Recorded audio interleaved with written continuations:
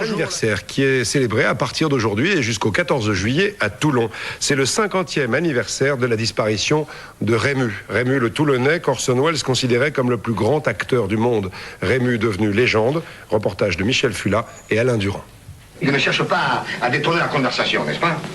Et la goutte sur le goulot de la bouteille, c'est l'arénétique, ça aussi? Quelle goutte? C'est pourtant pas dit la goutte que tu laisses couler tout le temps sur le goulot, je te dis, c'est pourtant pas difficile. Coquine de sortir, regarde, tu verses comme ça, en faisant un quart de tour. Hein? Et avec le bouchon, tu remets la goutte dans le goulot. Seulement toi, monsieur Marius, tu fais ça à l'amateur. On n'en trouve plus des gars comme ça. C'est des choses, ça fait partie du patrimoine national. Il est né à Toulon, hein, Rému? À Toulon, on est fier de l'enfant du pays. L'illustre Jules Murer dit Rému.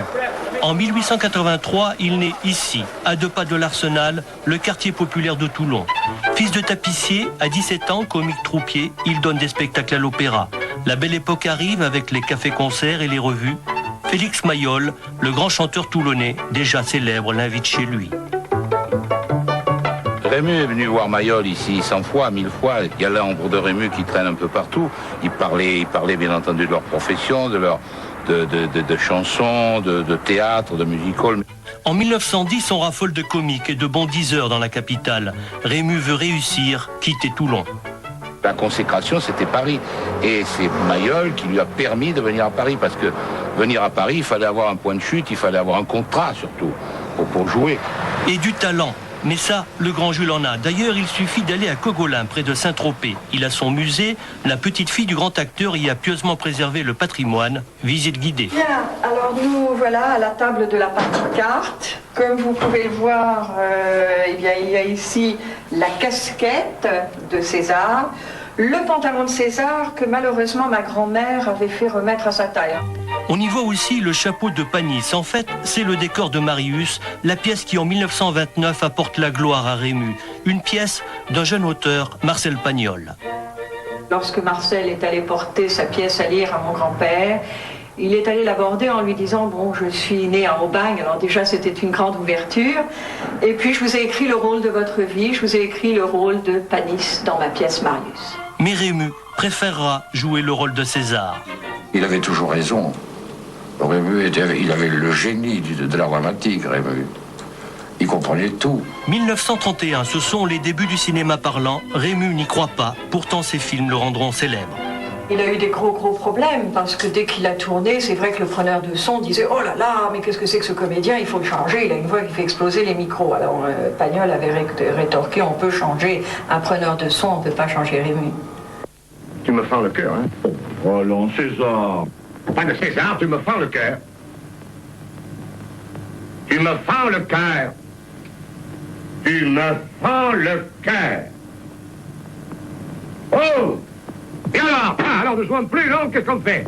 À moi, il me fend le cœur. À Cogolin, on peut découvrir le décor de La femme du boulanger, sans la pomponnette. Sa loge à la Comédie Française où il entre en 1943. Rému était l'élégance même, toujours tiré à 4 épingles. Il y joue le malade imaginaire et le bourgeois gentilhomme avec Marie-Belle. À Toulon, à 60 km de là, on peaufine le cinquantenaire. On collectionne depuis 16 ans des affiches de Rému. 136 modèles différents sur les 46 films de l'acteur. Pourquoi Rému? Ben voilà, je sais pas, vous savez pas, c'est comme quand vous tombez amoureux d'une femme, vous ne savez pas pourquoi. Les affiches sont photographiées pour être exposées, mais il y a aussi les authentiques.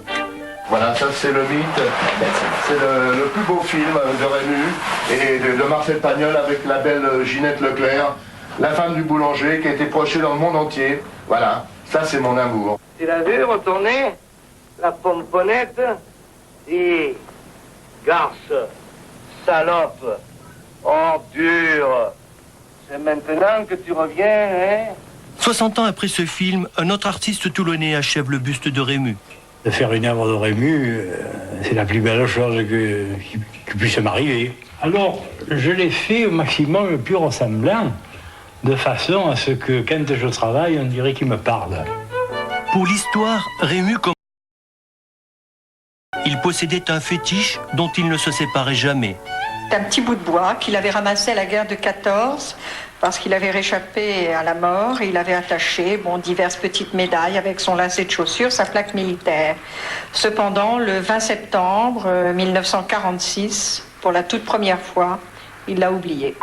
Ce jour-là, Rému meurt à Neuilly. 50 ans après, figé pour l'éternité sur une place de Toulon, avec Panis, la partie de cartes continue. Et Rému nous fend toujours le cœur.